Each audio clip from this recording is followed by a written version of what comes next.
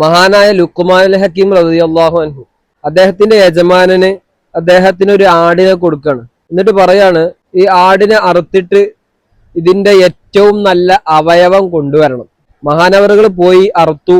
ആടിന്റെ നാവും കരളും കൊണ്ടുവരികയാണ്. രണ്ടാമത് യജമാനൻ മറ്റൊരു ആടിനെ കൊടുത്തിട്ട് ഈ ആടിന്റെ ഏറ്റവും മോശപ്പെട്ട അവയവം കൊണ്ടുവരാൻ പറയുമ്പോ അപ്പോഴും ലുഖ്മാനുൽ ഹക്കീം തങ്ങള് ഈ നാവും കരളും തന്നെ കൊണ്ടുവരുന്നുണ്ട്. യജമാനൻ കൗതുകത്തോടെ ചോദിക്കുകയാണ്, നല്ലത് കൊണ്ടുവരാൻ പറഞ്ഞപ്പോഴും ചീത്തത് കൊണ്ടുവരാൻ പറഞ്ഞപ്പോഴും നിങ്ങൾ കൊണ്ടുവന്നത് ഒരേ അവയവമാണല്ലോ, എന്താണ് അതിനുള്ള കാരണമെന്ന് അന്വേഷിച്ചപ്പോ മഹാനവറുകൾ പറയാണ്, ഒരാളുടെ നാവും ഹൃദയവും ശുദ്ധിയായാല് ആ ശരീരം മുഴുവനും ശുദ്ധിയാവും.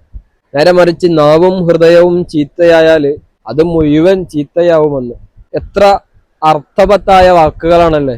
നമ്മുടെ ഹൃദയവും നാവും സൂക്ഷിക്കാൻ കഴിഞ്ഞാൽ നമുക്ക് ആഖിറത്തിൽ രക്ഷപ്പെടാൻ സാധിക്കും. Let's continue.